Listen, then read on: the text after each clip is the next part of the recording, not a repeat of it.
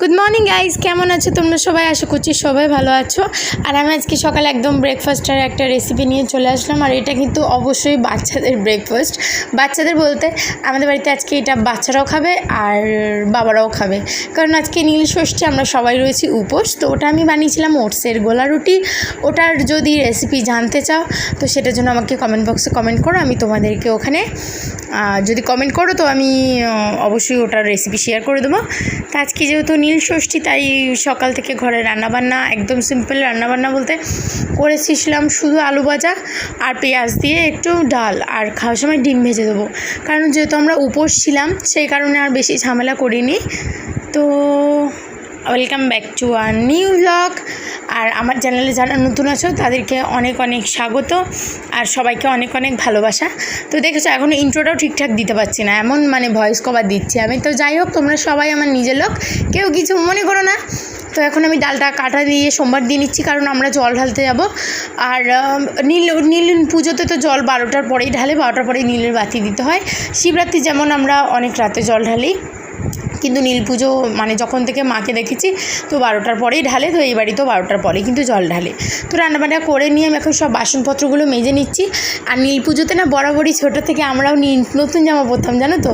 তো এই বাড়িরও কিন্তু ওই রকমই নিয়ম, সব জায়গার একই নিয়ম, কিন্তু বাড়িতে যখন ছিলাম না ছোটোবেলায় বেশ সুন্দর টেপ জামা পরতাম, খুব ভালো লাগতো, জানো তো।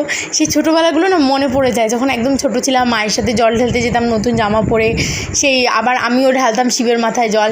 সেই জিনিসগুলো খুব মিস করছিলাম আজকে, কারণ আজকে হয়তো অনেকটা বড় হয়ে গেছে, অনেক স্বাধীন, কিন্তু সেই দিনগুলো আর ফিরে আসবে না যে দিনগুলো পার করে ফেলেছি।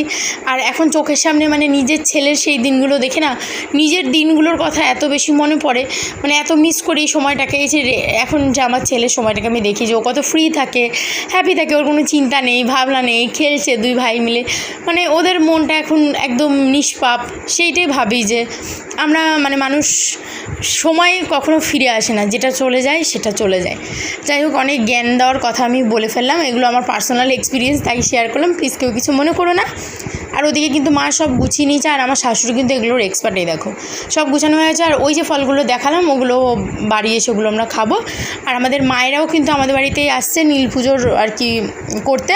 তো যবে থেকে বিয়ে হয়েছে তবে থেকে মা আমাদের বাড়ি চলে আসে। শুধু আমার মা না, ওই মাও আমার জায়ের মাও কিন্তু চলে আসে। তো আমি এখানে এই বিখ্যাত আলতা পরতে বসেছি। তো দেখি সবাই হাসবে আমি জানি, কারণ আমি আলতা পরতে কিন্তু পারি না, একদমই পারি না, কারণ আমি আলতা তো পরিই না, যেহেতু আজকে পরতে হবে তাই পরলাম। তো যাই হোক, কোনোরকমভাবে একটু পরে নিলাম। আর এখন ঘরে এসে এই যে নন্টে ফন্টেদের খাওয়াবো, ওদেরকে না নিয়ে যাব না, যেখানটা যাচ্ছি এই দুপুরবেলা ওদের কষ্ট হবে নিয়ে গেলে, তো ওদেরকে নিয়ে যাব না, ওদেরকে রেখে যাব। তো এই যে পাগুলো পুরো রাক্ষসীর মতো লাগছিলো আমি জানি, তাও তোমাদের সাথে শেয়ার করলাম। তো শাড়ি পরবো, এই শাড়িটা বেগমপুরি। তো চলো ফটাকসে রেডি হয়ে এই যে বেরিয়েও যাচ্ছি বেলঘুরিয়া। আমাদের বেলঘুরিয়া 2 নম্বর গেটের সামনে একটা মা কালীর মন্দির আছে। মন্দিরটা এত বেশি সুন্দর, এত বেশি স্নিগ্ধ শান্ত যে দেখলেই মন ভরে যায়, দেখো। আর এখানে মায়ের মুখটা কিন্তু তারা মায়ের মুখের মতন, এত সুন্দর, ধারণার বাইরে। তো আমরা এক এক করে জল ঢেলে নিচ্ছিলাম। প্রথমে আমার মা ঢাললো, তারপরে শাশুড়ি মা ভিডিওটাই করা হলো না, তারপরে ছোটো মা ঢাললো, ছোটো মা আমার জায়ের মা। তো এই যে এখন আমি জল ঢালছি, আর কত দিক থেকে লোকে ভিডিও করছে জানো, এদিক থেকে সাথী করছে, ওদিক থেকে আমার মা করছে। তো সবার ভিডিও একটু একটু করে শেয়ার করলাম। আর এইখানে জল ঢেলে এত বেশি শান্তি পেয়েছি যে তোমাদেরকে কি বলবো, অনেক যেখানে যেটা থাকে। যেমন শিবরাত্রিতে আমরা গেছিলাম ভূতনাথে বাগবাজারে জল ঢালতে, কিন্তু ওখানে যেন আমরা জল ঢালতে পারিনি, ঢুকতেই পারিনি। আর যেহেতু ওলা করে গেছিলাম, ঢুকতে কোনো জায়গায় পার্কিংয়ের জায়গা পাচ্ছি না, এত প্রবলেম হয়েছে। তো সেই কারণে আমাদের পাশে আরেকটা মন্দির ছিল, মায়ের ঘাট বলে ওটা, বাগবাজার মায়ের ঘাট, ওখানে একটা মন্দির ছিল ফুলেশ্বর বাবা বলে। শিব ঠাকুরটা এত অপূর্ব সুন্দর, তোমরা না দেখলে বিশ্বাস করবে না, এত সুন্দর। সেই দিন আমি কোনো ব্লগও করিনি, না হলে ঠিকই পেতে। তা যাই হোক, ওখানে আমরা ঢেলেছিলাম, যেখানে যখন যেটা হওয়া সেখানে তখন সেটা হয়। তো এখানে ঢাললাম, এখানে কিন্তু কোনো পুরোহিত ছিল না, আমরা নিজেরাই ঢেলেছি। আর পুজোর জন্য যে পুরোহিত মাস্ট প্রয়োজন তা কিন্তু একদম না। তুমি যদি মন থেকে পুজো করো না, তোমার সেই পুজোটা কাজে লাগবে। লোক দেখিয়ে পুজো করা ওই পুরোহিত দিয়েই পুজো করাতে হবে এমন কিন্তু কোনো কথা নেই, কারণ ম্যাক্সিমাম মন্দিরে এই টাইমটায় পুরোহিত থাকে আর কি, মন্ত্র পড়ে পুজো করে। কিন্তু মন থেকে ওং নমঃ শিবায় এইটাই বলে কিন্তু শিবের মাথায় জল ঢেলেছি। যাই হোক, তো এখন বাড়ি চলে এসে এই যে আগে বানাচ্ছে ও ঘোল খেলাম শান্তিতে একটু দাঁড়িয়ে, কারণ এত রোদ্দুর ছিল বাইরে, অসম্ভব রোদ্দুর ছিল। আর শাড়িটা পরে আমাকে কেমন লাগছে অবশ্যই কিন্তু কমেন্ট করে জানিও। ভিডিও লাস্টে কিন্তু আমি ছবিগুলো পোস্ট করব, তো ভিডিওটা কিন্তু পুরো দেখো, মানে যে কটা ছবি আমরা তুলেছি। তো এখানে এখন তরমুজ পার্টি চলছে, আর এখানে দেখো 2টো কোল্ড ড্রিঙ্কস আনা হয়েছে, ঠিক আছে, এগুলোও খাওয়া হবে। আর তারপরে আসছে আমার সবথেকে পছন্দের পার্ট, সাবু কিন্তু আমি ভীষণ ভালো খাই, আর এই সাবুটা মাখার দায়িত্ব সবসময় মায়ের উপরেই পড়ে, মানে শাশুড়ি মা, কারণ উনি এত ভালো সাবু মাখে যে মানে আমার কাছে তো সবথেকে বেশি প্রিয়। তো তারপর চলে আসলাম একদম সন্ধ্যাবেলা, অনেক ক্লান্ত হয়ে গেছিলাম আমি একটু ঘুমিয়েও নিয়েছি। আর তারপরে তোমাদের সাথে শেয়ার করতে আসলাম যে পয়লা বৈশাখে আমরা কী শপিং করেছি। শপিং করার মধ্যে হাফ জিনিস কিন্তু আমার পরা হয়ে গেছে, গলায় যে স্কার্ফটা দেখছো সেটা পয়লা বৈশাখে শপিংয়ে ছিল, তো এগুলো আমি পরে নিয়েছি। তো ফার্স্ট আসছি বাচ্চাদের জামা প্যান্টে, ওদের এবার সব কিছু বাজার কলকাতাতে নেওয়া হয়েছে, সোদপুর যাওয়া হয়নি, মানে আমি যাইনি, সাথী যাওয়া গেছিলো, আমি একদমই যাইনি। তো সব কিছু বাজার কলকাতা থেকে ধরে নিয়ে আসা হয়েছে।